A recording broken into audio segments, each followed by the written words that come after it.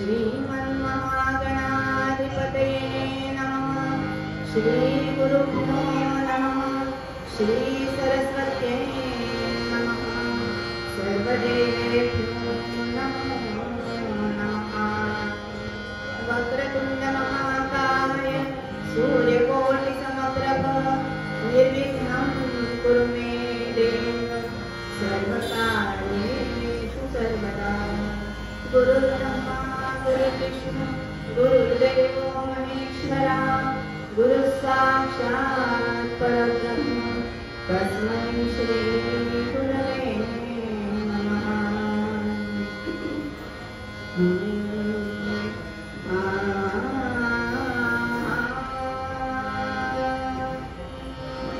राम कृष्ण हरे जय जय राम राम राम राम। राम कृष्ण हरे जय जय राम राम राम राम। राम कृष्ण हरे जय जय राम राम राम राम। राम कृष्ण हरे जय जय राम राम राम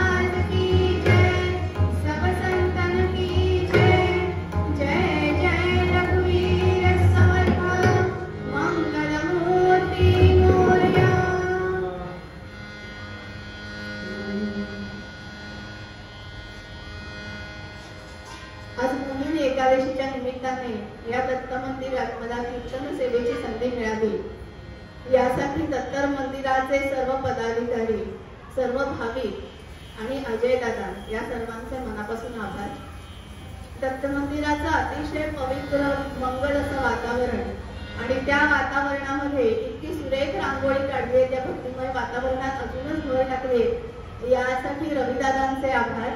आणि सर्व भाविकांना त्रिवार वंदन, माझ्या दोन्ही साथीदारांना वंदन करून कीर्तन सेवेला सुरुवात करतो. आज निरूपणासाठी संत तुकाराम महाराजांचा अभंग घेतला आहे. संत तुकाराम महाराज आपल्या अभंगात विविध संतांबद्दल, सद्गुरूंबद्दल म्हणतात. संत तुकाराम महाराज म्हणजे वारकरी संप्रदायातले थोर संत कवी. बहिणाबाई म्हणतात त्याप्रमाणे ज्ञानदेवी रचिला पाया उभारिले देवादेवा, तुका झालासे कळस भजन करा सावकाश. असे संत तुकाराम महाराज आपल्या अभंगात काय सांगतायत हे मात्र आता आपण बघूया.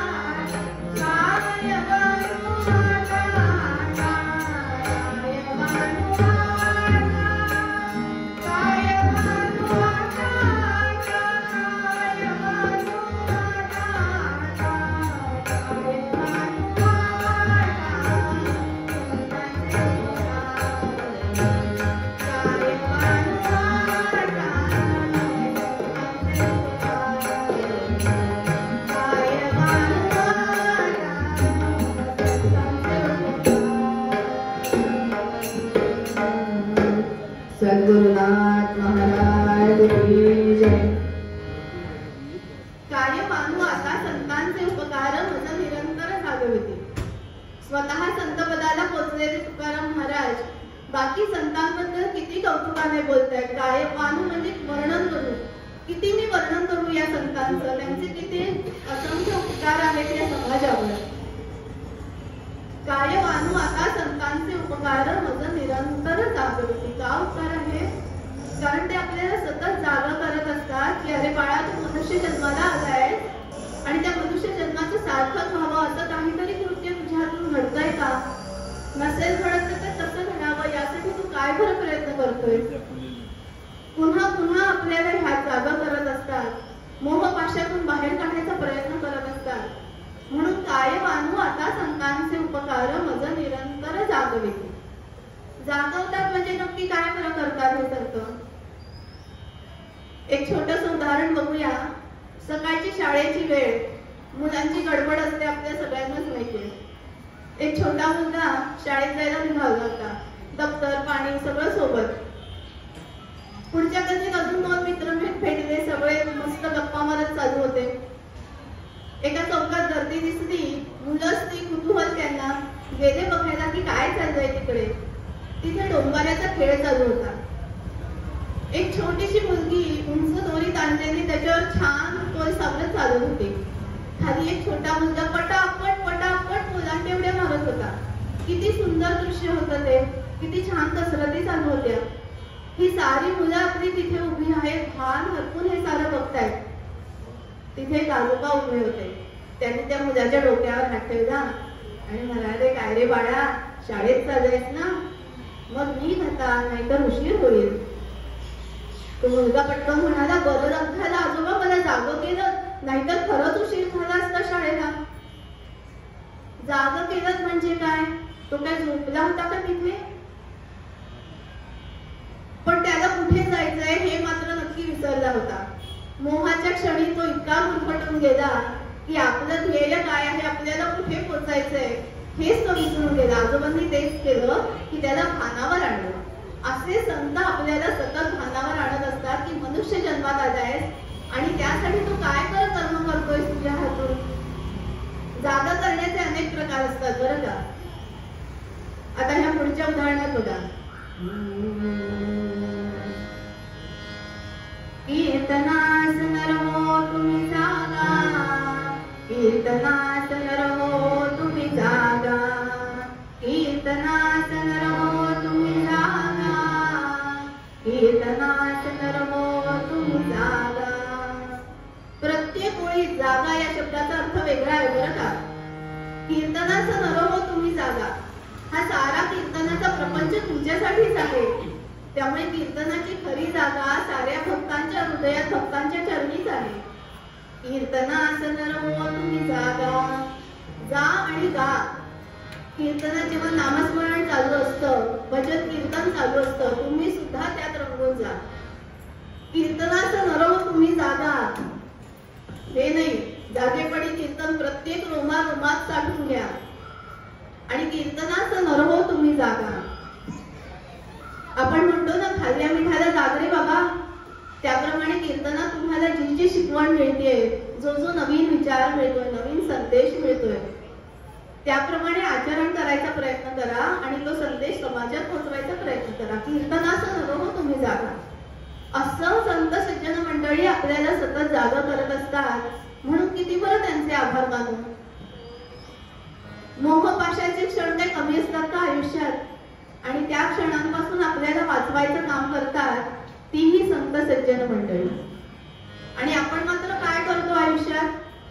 संत कबीरांनी फार सुरेख वर्णन केलंय.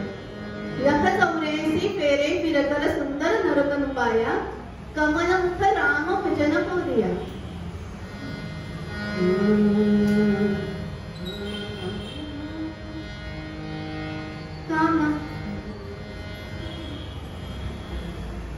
कमलमुख राम भजन कौरिया, कमलमुख राम भजन कौरिया, कमलमुख राम भजन कौरिया.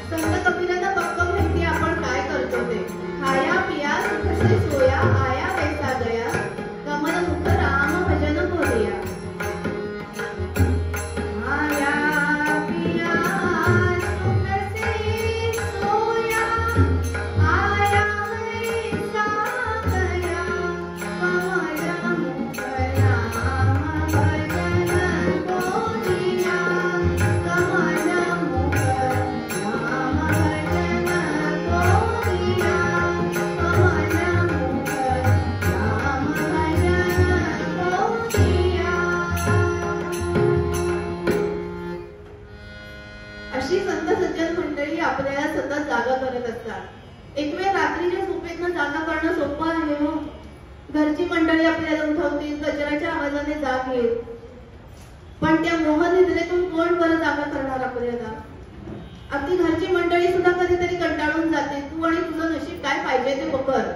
पण संत सज्जन मंडळी मात्र आपल्यावर न रागावता, न कंटाळता पुन्हा पुन्हा आपल्याला आठवण करून देतात की मनुष्य जन्मात आलाय, त्याचं सार्थक व्हावं असं काहीतरी कार्य तुझ्या हातून घडू दे.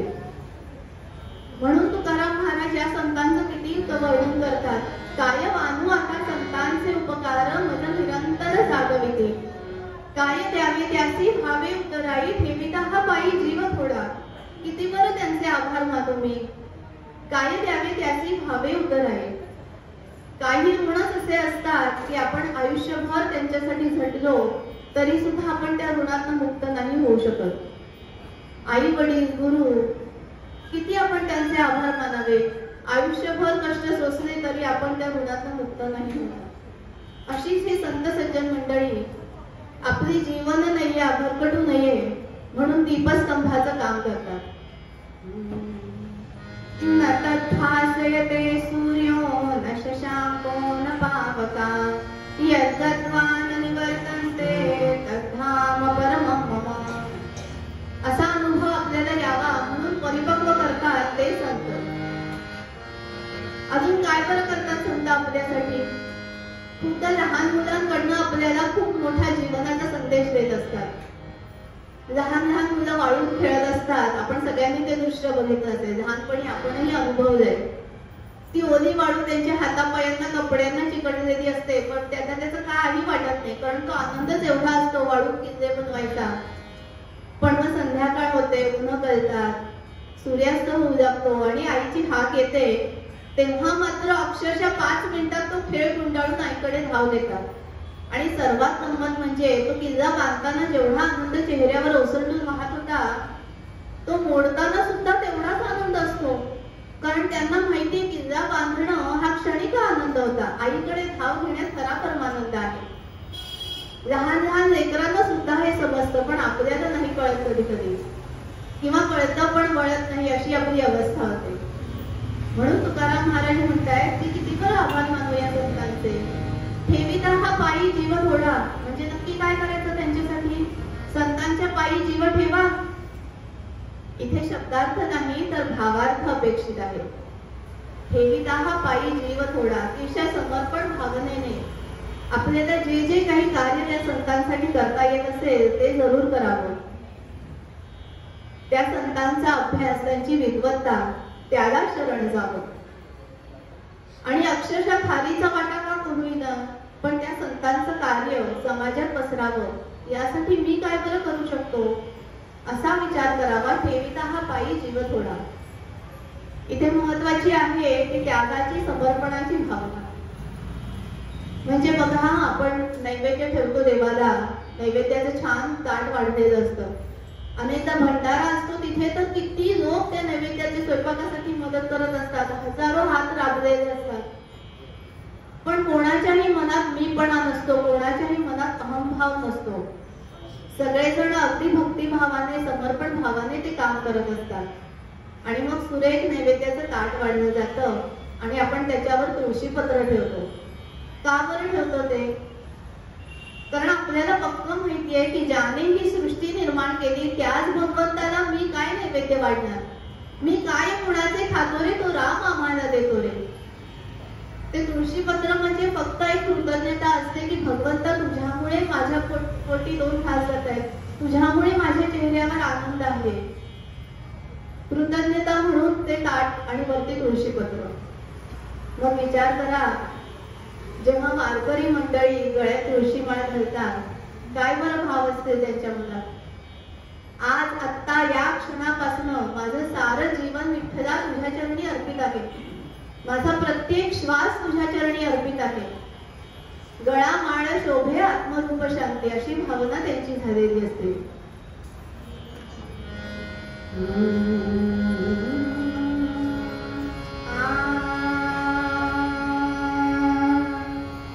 गळा माळ शोभे आत्मरूप रूप शांती भक्ती भाव दोन्ही धरू टाळ हाती पिळा विरक्तीचा कमळास न्यालो आम्ही विठ्ठलाच्या भजनात नालो आम्ही विठ्ठलाच्या भजनात नालो आम्ही विठ्ठलाच्या भजनात नालो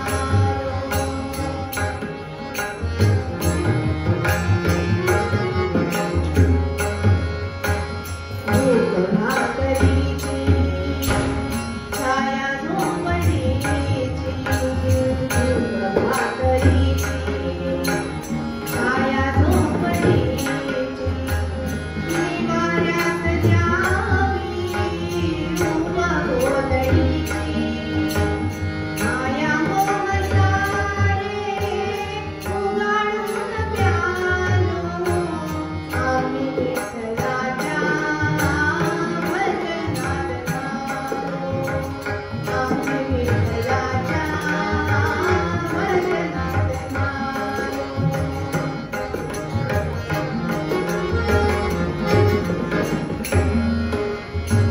पूर्व पुण्य जाते पुढे सुख द्याला कुणी राम होई कुणी रंग झाला मागणेन तारी सांगण्यासी आलो आम्ही विठ्ठलाच्या भजनात नालो आम्ही विठ्ठलाच्या भजनात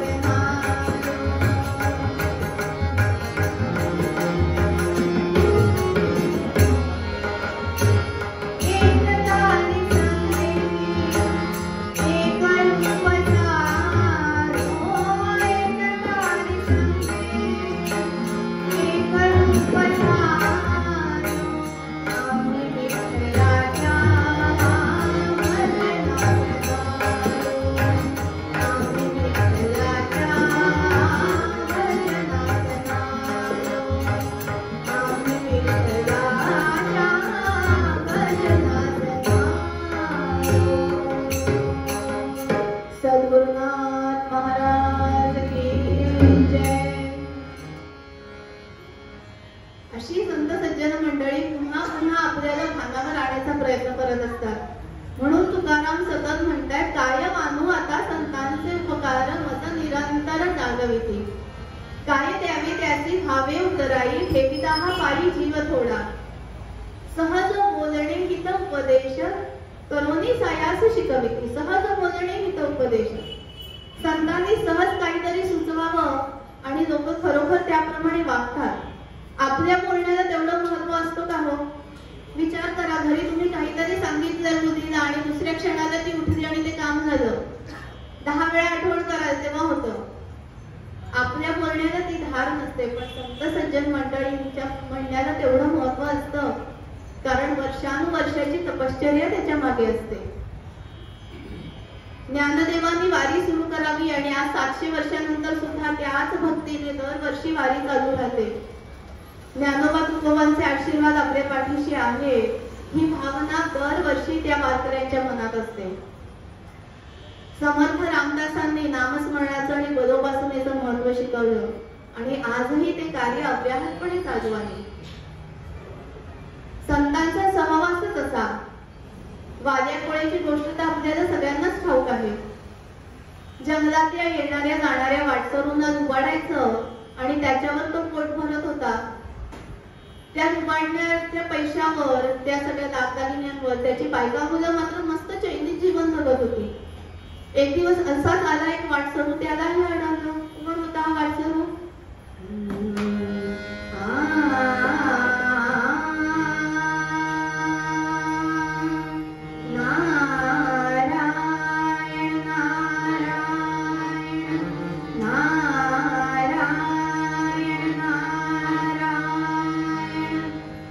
कमलावर तुझा वंदिता त्रिभुवन कमला वर तुझा वंदिता त्रिभुवन नारायण जय जय नारायण जय जय नारायण जय जय नारायण कमला वर तुझा वंदिता त्रिभुवन नारायण जय जय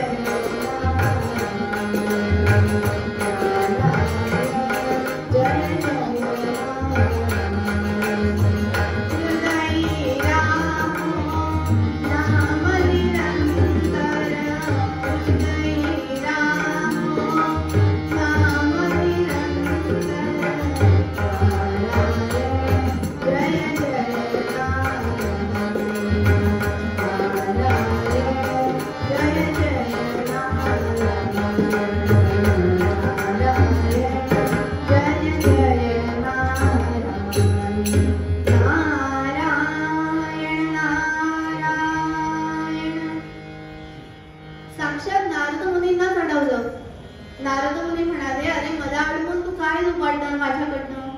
ही वीणा नाहीतर रुद्राक्षाच्या माळा, तेही घे हवं तर, पण मला एक गोष्ट सांग, आजपर्यंत इतक्या लोकांना तू लुबाडलंस, इतक्या लोकांची हत्या केली असशील, लहान लहान बायका मुलांच्या डोळ्यात पाणी आणलं असशील, अनेक संसार उद्ध्वस्त केले असशील, कुठे फेडशील ही पाप? ह्या पापाचे वाटेकरी कोण होणार? तुझी बायका मुलं ह्या पापाचे वाटेकरी होतील का? नाही होणार. त्यांच्यासाठीच तर करतोय मी हे सगळं. गेलाय ते घरी विचारायला, पण त्यांनी साफ नकार दिला तेव्हा मात्र ह्याचे डोळे उघडले. धावत नारद मुनींच्या चरणाशी आला, म्हणाला, माझं चुकलं, आता तुम्हीच मला मार्ग दाखवा. नारद मुनी म्हणाले, प्रभू राम रायाला शरण जा, तोच तुला मार्ग दाखवेल. ताबडतोब बसला तिथे झाडाखाली, डोळे मिटलेले, ध्यानस्थ अवस्था, पण तोंडात रामनाम येईल तर शपथ. आयुष्यभर केलं काय? मरा आणि मारा. बसला ध्यानाला, मरा मरा मरा मरा मरा मरा मरा मरा, ना भाव ना भक्ती. नारद मुनी म्हणाले, काही हरकत नाही, तुझा पश्चाताप होतोय ना, तेच महत्वाचं. सगळा अहंकार बाजूला ठेव आणि समर्पण भावनेने प्रभू रामरायांना शरण जा. आता मात्र त्यांनी नारद मुनींच्या शब्दावर विश्वास ठेवला. पुन्हा शांत डोळे मिटले, झाडाखाली बसला. मरा मरा मरा मरा मरा राम राम श्रीराम. जो जपतो तो जग. अशी संत सज्जन मंडळी आपल्याला योग्य वाटेवर आणण्यासाठी किती बरं कष्ट घेतात. ते कष्ट घेतात आणि आधी केले मग सांगितले याप्रमाणे स्वतः आधी ते सारे कष्ट सहन करतात आणि मग तो मार्ग आपल्यासाठी सुकर करतात. एकदा एकनाथ महाराजांच्या घरी एक आजीबाई आली तिच्या छोट्या नातवाला घेऊन. म्हणाले, नाथा, माझा हा नातू फार धूळ खातो रे, आम्ही किती समजावलं त्याला काहीच ऐकत नाही, आता तू तरी समजा. एकनाथ महाराज म्हणाले की 8 दिवसांनी ये. आजीबाईला वाटलं त्यांना कदाचित काही कामं असतील, आज वेळ नसेल. 8 दिवसांनी परत आले आजीबाई. एकनाथ महाराजांनी नातवाला समोर बसवलं. म्हणाले, बाळा, फार गुळ खाणं चांगलं नाही रे. खरं तर कोणताच पदार्थ अतिसेवन शरीराला वाईटच, तसंच गुळही फार खाणं चांगलं नाही राजा, नको खाऊस गुळ जास्त. झालं एवढंच? अरे नाथा, एवढंच बोलायचं होतं तर मागच्याच आठवड्यात का नाही बोललास? एकनाथ महाराज म्हणाले, आजीबाई, मागच्या आठवड्यात तू आलीस तेव्हा मलाच गुळ खायची सवय होती. आधी मी ती सवय मोडली आणि मग तुझ्या नातवाला उपदेश केला. आधी गेले मग सांगितलं. निवृत्ती, ज्ञानदेव, सोपानदेव आणि मुक्ताई, लहान लहान भावंड, किती आतोनात हाल सहन केले त्यांनी लहानपणापासूनच. अगदी पहाटेच नदीवर जाऊन सारी आधीनं उरकून यावी लागायची का? तर त्यांची सावली सुद्धा गावकऱ्यांवर पडू नये म्हणून तो प्रपंच. लहान लहान भावंड गावात भिक्षा मागायला जायची तेव्हा सुद्धा सर्वजण त्यांच्या म्हणायचे, अतिशय हिणवायचे, तुम्ही सगळे साक्षात पापमूर्ती.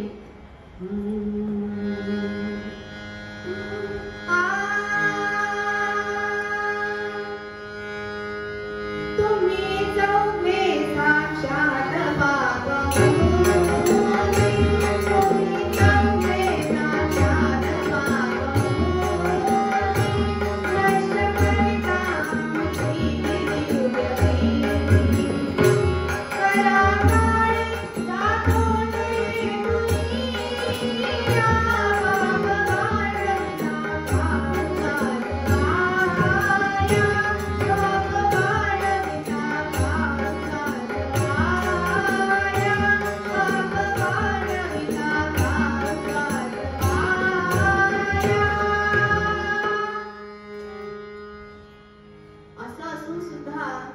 ज्ञानेश्वरांच्या मनात सगळ्यांसाठी विश्वशांतीच्या प्रार्थना होत्या.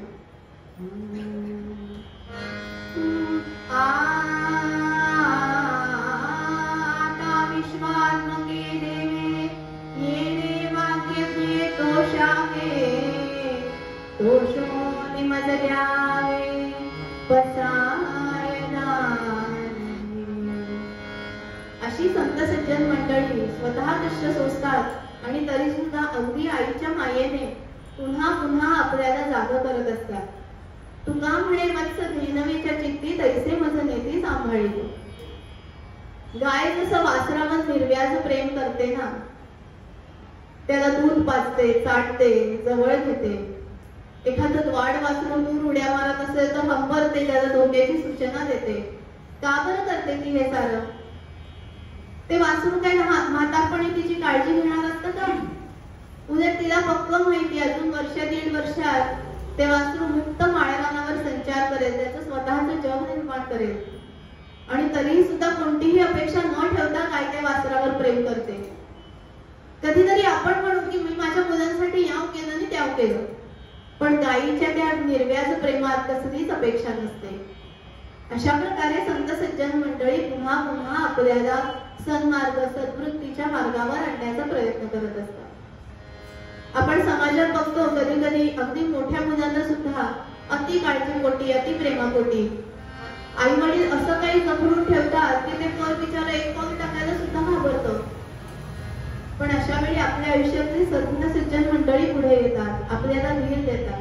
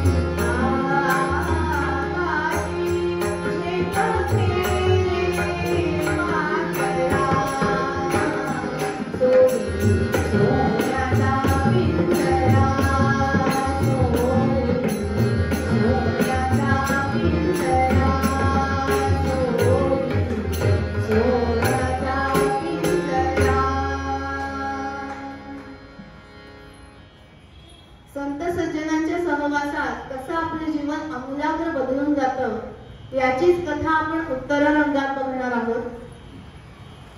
जनार्दन पंत आणि संत एकनाथ महाराज त्यांच्या कथांमध्ये पदोपदी तुम्हाला हे दिसून येईल. पण तत्पूर्वी कीर्तन परंपरेनुसार भजन करूया.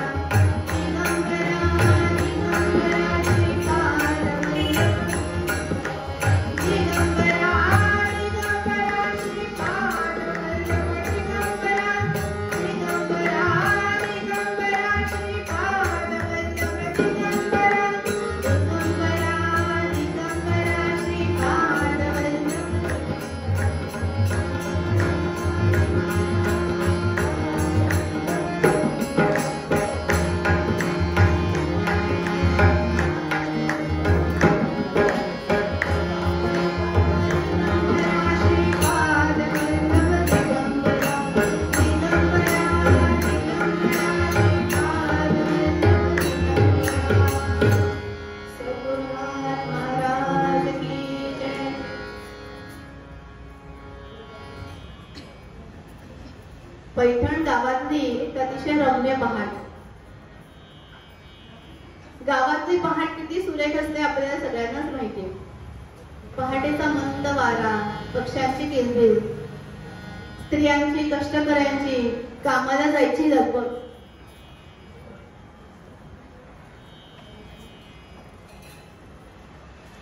आणि उगवतीचा तेजस्वी सूर्य.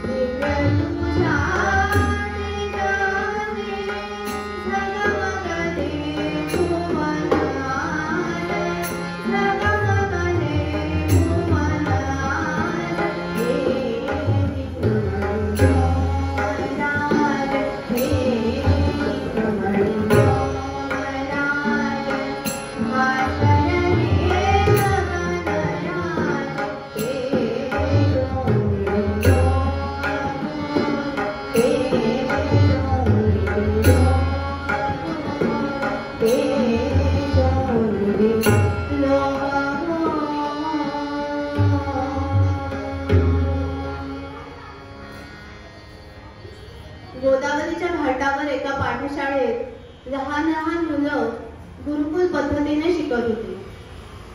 पुरुष सूक्ताचं पठण चालू होतं. गुरुजी प्रत्येक श्लोक, त्याचा उच्चार, त्याचा अर्थ समजावून सांगत होते. एक श्लोक झाला आणि गुरुजी त्याचा अर्थ सांगू लागले. ज्या भगवंताने ही सारी सृष्टी निर्माण केली, ब्राह्मण, क्षत्रिय, वैश्य, शूद्र, ही सारी त्या भगवंताचीच लेकरं. मग त्याच्याच लेकरांमध्ये तो भेदभाव कसा बरं करेल?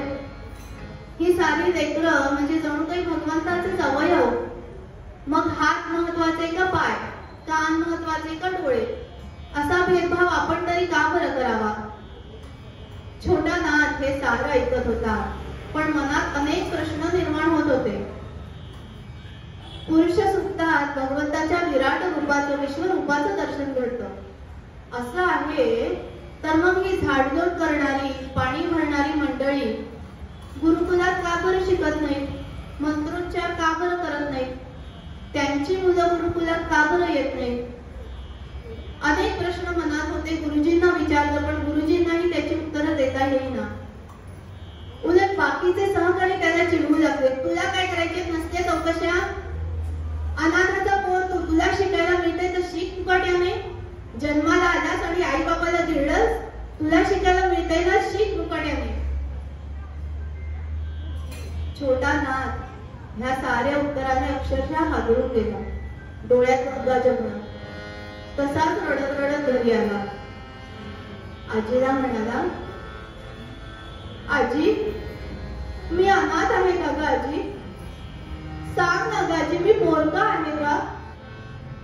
सगळे मला चिडवताय की जन्माला आलास आणि आई बाबाला गिळलंस, पण आजी तेव्हा तर मी बाळ होतो ना, मी कसं काय गिळलं आई बाबांना? सांग ना ग आजी, मी पोरगा आहे का ग आजी? अनपेक्षित प्रश्न, पण झटक्यात आजीने त्याला जवळ घेतलं, पदराने डोळे पुसले आणि म्हणाली, तू कसला अनाथ? भानुदासांच्या वंशात जन्माला आलेला तू, साक्षात चक्रपाणी यांचा ना तू. एवढा मोठा होशील की साऱ्या जगाचा सांभाळ करशील, साऱ्या जगाचा नाथ होशील.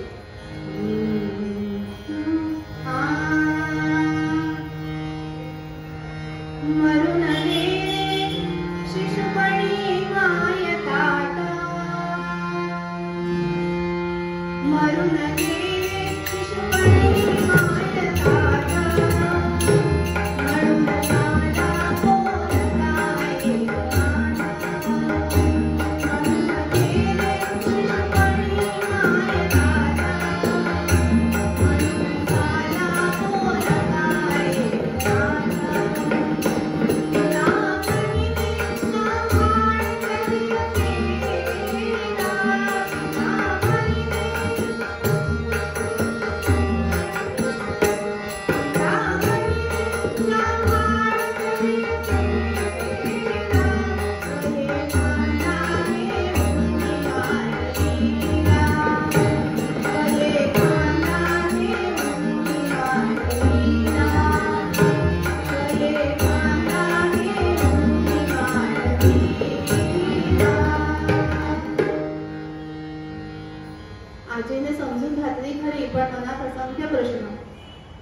आजोबांना विचारलं. आजोबा म्हणाले, बाळा, काही प्रश्नांची उत्तरं आपल्याला नाही रे मिळत, त्यासाठी सद्गुरूच हवे. सद्गुरूंना शरण जावं आणि त्यांच्याकडनंच ह्या साऱ्या प्रश्नांची उत्तरं घ्यावी. मग कुठे बरं मला माझे सद्गुरू भेटतील? कसं मला कळेल की हे माझे सद्गुरू आहेत? प्रश्न काही संपेना. छोटा नाथ अनेकदा गोदावरीच्या घाटावर जायचा.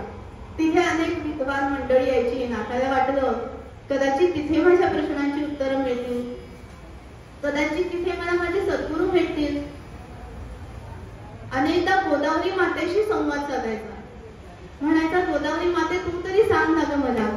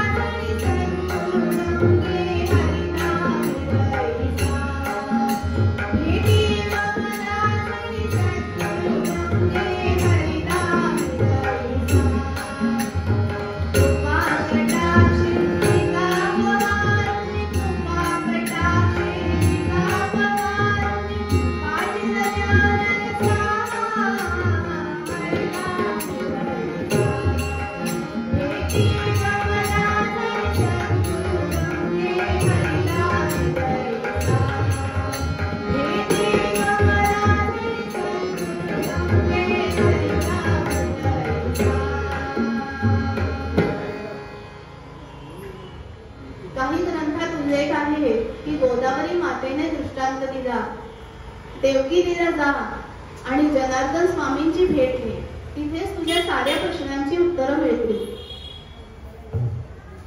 विजयनगर साम्राज्यातलं देवगिरी हे अतिशय प्रसिद्ध शहर आणि देवगिरीचा प्रसिद्ध किल्ला मुघल साम्राज्यामध्ये दौलताबादचा किल्ला म्हणून ओळखला जाऊ होतो. तिथे जा, तिथे तुझ्या साऱ्या प्रश्नांची उत्तरं मिळतील. मनात चलबिचल होती, पण गुरुभक्तीची, गुरुभेटीची ओढ एवढी. एक दिवस आजी आजोबा झोपलेले असतानाच मनातली सारी घालमेल त्यांना सांगितली. नमस्कार केला, त्यांचा आशीर्वाद घेतला आणि तेव्हाच पैठण सोडण्याचा निर्णय घेतला. आई बाबांशिवाय वाढवलेलं ते छोटं लेकरू काळजीपोटी एकट्याला तर जाऊन दिलं नसतं आजूबाजूबाजू. पण गुरुभेटीची ओढ इतकी जास्त होती की तेव्हाच पैठण सोडायचा निर्णय घेतला आणि दौलताबादच्या दिशेने त्याचा प्रवास सुरू झाला.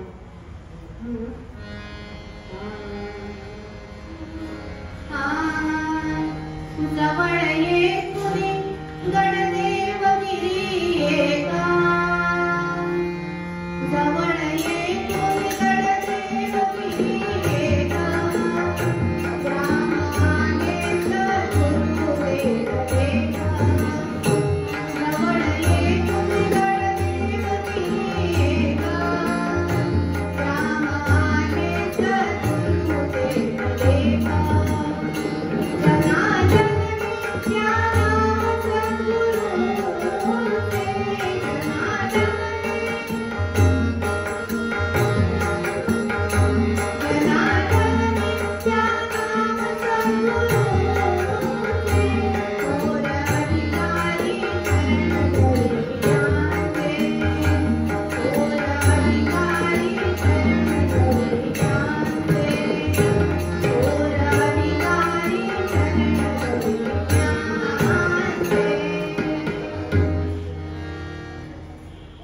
देवगिरीला आला, सारे मठ सारी मंदिरं पालखी घातली, पण जनार्दन स्वामी काही भेटेना. शेवटी किल्ल्याच्या पायथ्याशी आले. पहारेकऱ्याला विचारलं, इथे जनार्दन स्वामी कुठे बरं भेटतील? पहारेकरी म्हणाले, यहाँ कोई स्वामी नहीं रहते, लेकिन यहाँ जनार्दन पंत है, वो तो यहाँ के किलेदार है. त्यांना कसं बरं भेटता येईल? पहारेकरी म्हणाला, दर गुरुवारी त्यांचा दरबार भरतो. अनेक गावकरी येतात त्यांची मदत घेतात, त्यांचा सल्ला मागायला. तूही भेटू शकतोस. गुरुवारच्या दरबारात छोटा नाथ सुद्धा गडावर गेला. केवढी गर्दी तिकडे, एवढी मोठी प्रतिष्ठित व्यक्ती, अनेक लोक आली होती तिकडे. नाथाला वाटलं यांच्या मनात सुद्धा अशाच माझ्यासारख्या शंका असते का हो? पण कसं काय? साऱ्या प्रापंचिक समस्या आणि प्रापंचिक शंका, तिथे अनेक साधू संत आले होते, गोसावीही आले होते. काय त्यांच्या मागण्या?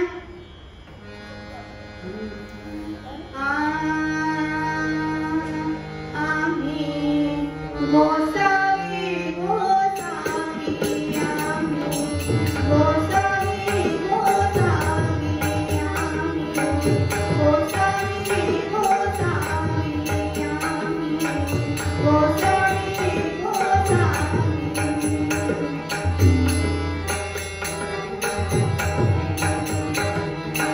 गोसावी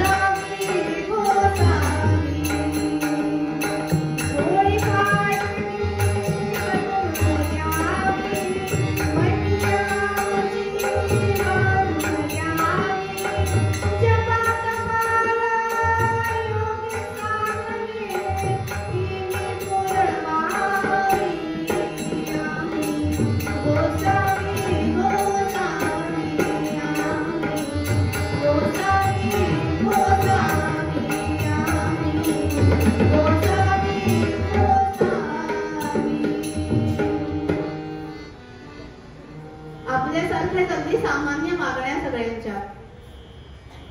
गर्दीत छोटा नाथ पुढे झाला. जनार्दन पंतांसमोर आला.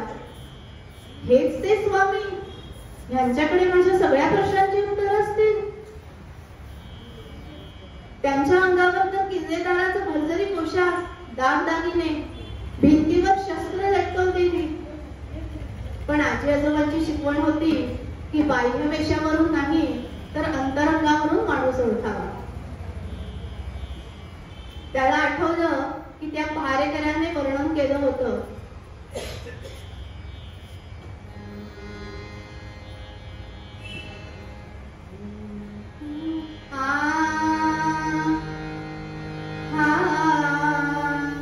स्वामी मठमठी तुला न भेटे मुला,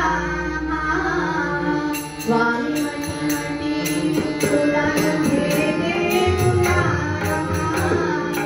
स्वामी मठमठी तुला न भेटे मुला, तोराने कचेरी माझी, तोराने कचेरी माझी, निर्यात सुमाये भला, स्वामी मठमठी तुला न भेटे मुला,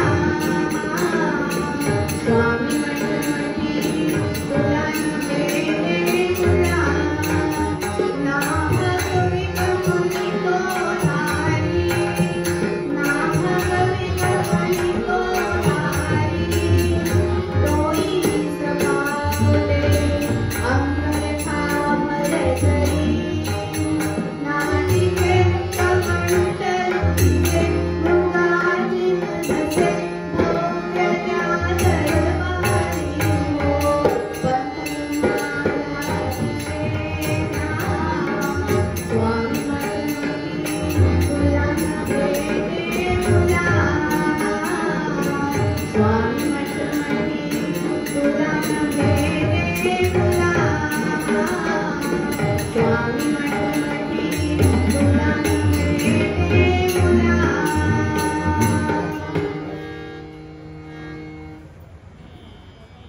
जनार्दन पंत पुढे झाले. त्यांनाही कुतूहल, एवढा छोटा मुलगा का बरं आला असेल गडावर.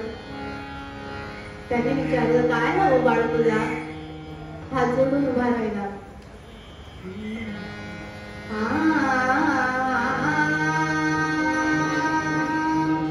मी कोण कोठी कुठे मज लागी जाणे, काय जगात घडते मज लागी येणे, याचा विचार करता शिकलो मी वाया, सांगून हे तुम्ही करा मज स्वामी राया, सद्गुरुनाथ महाराज की जय.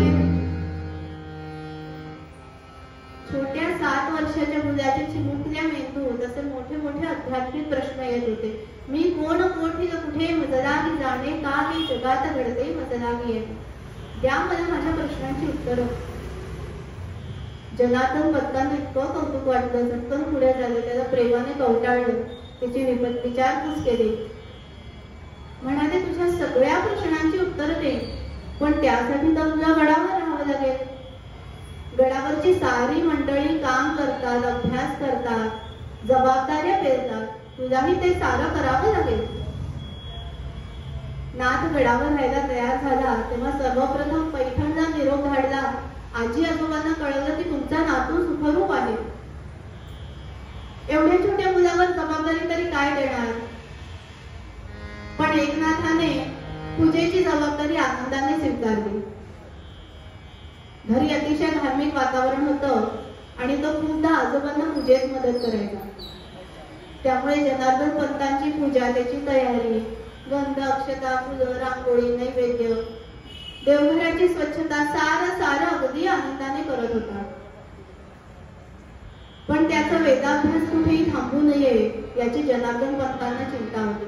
एक दिवस त्यांनी थोडा मोठा झाल्यावर जबाबदारी दिली की गडावर येणारा साऱ्या भाजीपाला त्याचा हिशोब तू ठेवायचा.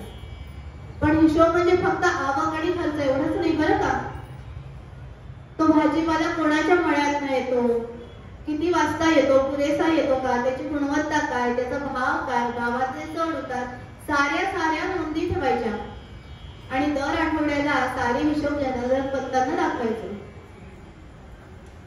पंतांची दूरदृष्टी बघा. या एका कामातनं गणिती हिशोब तर तो शिकतच होता, पण त्याच सोबत शेती, शेतकऱ्यांच्या समस्या, आरोग्य, इतर अनेक विषय नकळत शिकत होता.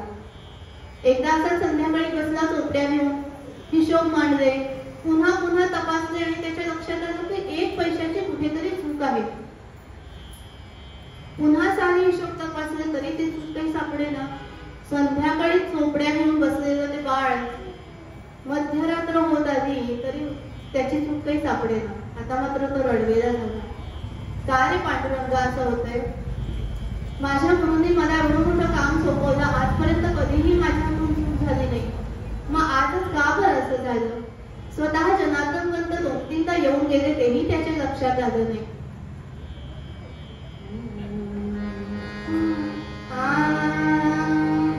एक चूकती सापडेल ना, एक चूकती सापडेल ना, पार विठ्ठला प्रेषयावना, पार विठ्ठला प्रेषयावना. चार प्रहरचे उलटून गेले, चार प्रहरचे उलटून गेले, नीजनामया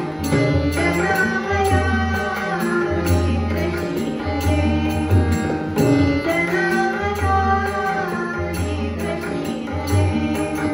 जाकर्तना नीळमसेना, जाकर्तना नीळमसेना. काय करावे भारी सुसेना, काय करावे भारी सुसेना, काय करावे भारी सुसेना. अक्षरशः भगवंताचा धावा केला. पुन्हा तपासलं, पुन्हा नोंदी बघितल्या, पुन्हा हिशोब केले आणि शेवटी एकदा चूक सापडली. केवढा आनंद झाला त्याला. त्याही अवस्थेत टाळ्या वाजवल्या, स्वतःभोवतीच गिरक्या घेतल्या, पुन्हा एकदा सारा हिशोब लिहून काढला. आनंद याचा होता की गुरुंनी मला जी जबाबदारी दिली ती मी अगदी योग्य पद्धतीने पार पाडली. गुरुंच्या विश्वासाला तडा जाईल असं कोणतंही काम माझ्या हातून नाही झालं. दुसऱ्या दिवशी सकाळी अगदी आनंदाने त्या चोपड्या घेऊन गेला पंतांकडे. पंत म्हणाले, अरे नाथा, हिशोब तपासलेला रात्रभर जागला. नाथ म्हणाला, हो ना, किती वेळा तपासलं, एक पैशाची चूक तरी सापडेना. पण मी जागा होतो हे तुम्हाला कसं बरं कळलं.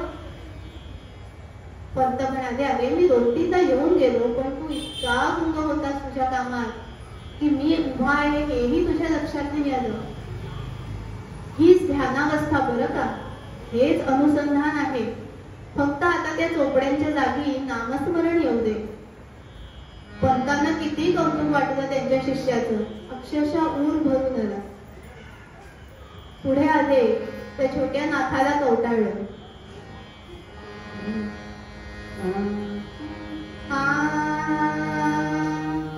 गुरुकंठ भरोनी आला, गुरुकंठ भरोनी आला, पाहुणी नाथ दोषाला रे देवा. गुरुकंठ भरोनी आला, पाहुणी नाथ दोषाला रे देवा. गुरुनी जवळ नाथाला, गुरुनी जवळ नाथाला, गुरवाळूनी त्या मुखकमला रे देवा.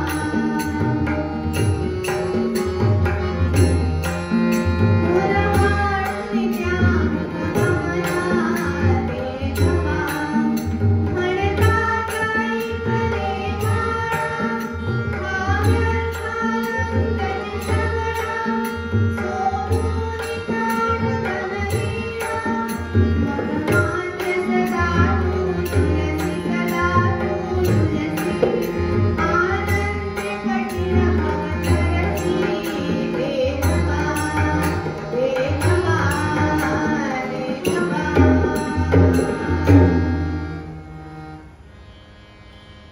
स्वतः जनार्दन पंतांचे जीवन म्हणजे प्रपंच आणि परमार्थ यांचा सुंदर मेळ कसा साधावा याचं उत्तम उदाहरण. आणि त्यांच्या छायेत छोटा नाथ वाढत होता. एकनाथ महाराजांच्या चरित्रात पदोपदी आपल्याला हे दिसून येतं. एकनाथ महाराज अनेकदा गुरूंना विचारायचे की मला भगवंताचं दर्शन कधी बरं घडणार. आणि जनार्दन पंत म्हणायचे योग्य वेळ आल्यावर तेही घडेल.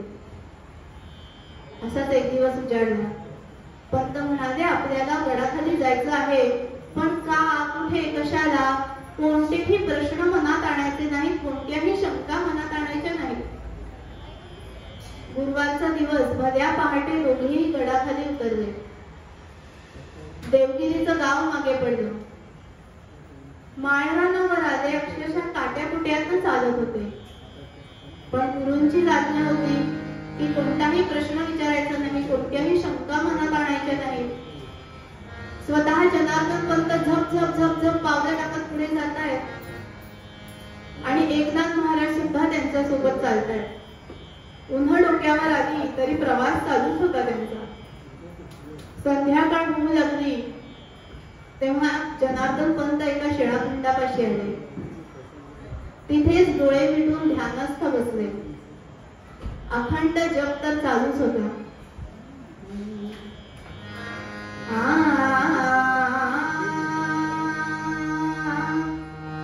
काशाय वस्त्रं करदण्डधारिणा, कमण्डलू पद्मकरेण शङ्खं, चक्रं गदाभूषितभूषणाढ्यं, श्रीपादराजं शरणं प्रपद्ये. सद्गुरुनाथ महाराज की जय. एकनाथ महाराज हात जोडून उभे. दोघांचाही नामजप चालूच होता. आणि इतक्यात थंड वाऱ्याची झुळूक आली. मंद सुगंध सगळीकडे दरवळू लागला. अवचिता परिमळू झुळकला अळूवाळू अशी अक्षरशः अवस्था झाली. जनार्दन पंतांनी डोळे उघडले आणि झपझप पावले टाकत पुढे कुठेतरी जात होते. नाथाला कळेना की महाराज जातायत तरी कुठे. एकनाथ महाराज सुद्धा मागे मागे गेले. बघतायत तर समोर एक अतिथी मलंग वेशात. पुन्हा एकदा नाथाच्या चेहऱ्यावर प्रश्नचिन्ह. कोण बरं आहेत हे अतिथी. जनार्दन पंतांनी त्यांच्या चरणावर डोकं ठेवलं, आशीर्वाद घेतला. अतिशय आदराने त्यांना आणलं आणि दोघेही शिळाखंडापाशी बसले. जनार्दन पंत नाथाकडे बघतायत. अरे नाथा, ओळख पटली का, ये पुढे आशीर्वाद घे. पण नाथांच्या मनातले प्रश्न काही संपेना. त्या अतिथीने एक झोळीत वाडगा काढला. दूध भाकरीचा नैवेद्य कालवायला घेतला. दोघे दोघी शांतपणे एक एक घास खात होते. पुन्हा एकदा जनार्दन पंतांना चिंता, अरे नाथा, आता तरी खून पटली का?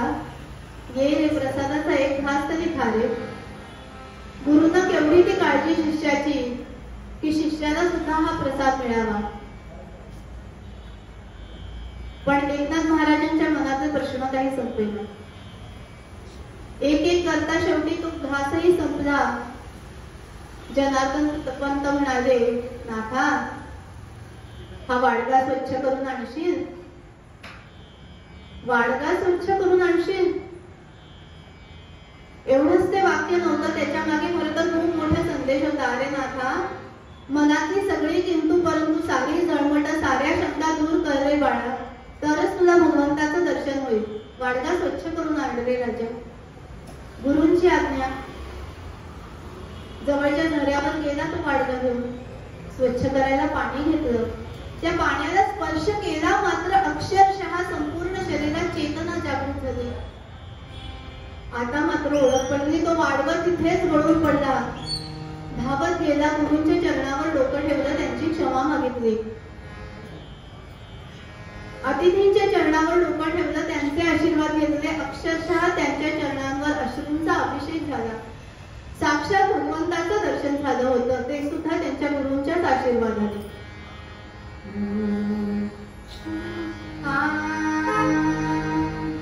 तीन शिरे सहा हात, दया माझा दंडवत. तीन शिरे सहा हात, दया माझा दंडवत. काके कोणी सुरेशान, नित्य जान्हवीचे स्नान. माझा शोभे जटाभार, अंगी विभूती सुंदर. शंखचक्र गदाधारी,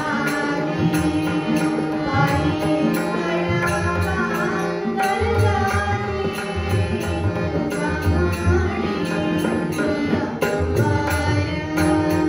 दया माझा नमस्कार. तीन शिरे सहा हात, तीन शिरे सहा हात, तीन शिरे सहा हात. सद्गुरुनाथ महाराज की जय. साक्षात भगवंताचं दर्शन घडलं गुरुकृपेने. जनार्दन स्वामींच्या आज्ञेनुसार, त्यांच्या मार्गदर्शनानुसार अनेक मोठमोठी कार्य एकनाथ स्वामींच्या हातून घडली. जसं ज्ञानेश्वरीचं शुद्ध रूपातलं लेखन, वाळवंटात तहानलेल्या गाढवाला सुद्धा गंगाजल पाजलं, अनाथाच्या पोराला कडेवर घेतलं, त्याला आपलंसं केलं, गणिकेलाही आदर दिला आणि त्यांच्या घरात श्राद्ध पक्षासाठी वंचितांना भोजनाला बोलावलं. नामस्मरणाचं महत्व तर आपल्याला पटवून दिलंच, पण त्याच सोबत अनेक गवळणींमधून, भारुडांमधून अनिष्ट रूढी प्रथांवर प्रश्नचिन्ह उत्पन्न करणारे अनेक अभंगही दिले. समाज प्रबोधनाचं मोठं कार्य केलं आणि हे सारं घडलं गुरूंच्या आशीर्वादाने, सद्गुरूंच्या मार्गदर्शनाखाली. म्हणून तुकाराम महाराज म्हणतायत, काय बांधू आता संतांचे उपकार, मज निरंतर जागविती. जनार्दन महाराजांचे सारखे संत, त्यांच्यासारखे सद्गुरू जर आपल्या आयुष्यात असतील तर कसं आयुष्य बदलून जातं. अक्षरशः परिसासारखं, त्या परिसाचं सोनं होतं. काय मानू आता संतांचे उपकार, मज निरंतर जागविती.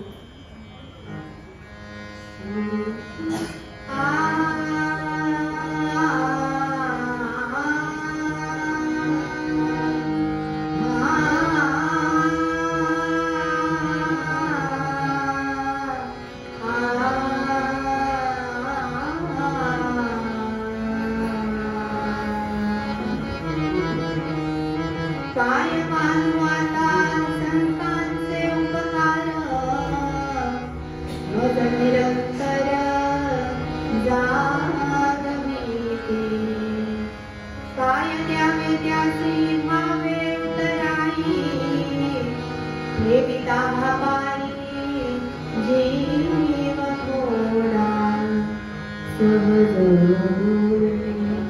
हितोपदेश करुणी सायास शिकविती तुका म्हणे वत्स घेन विचार चित्ती कैसे मजने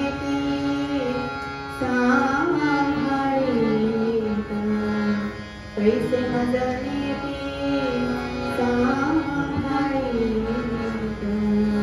कैसे मजने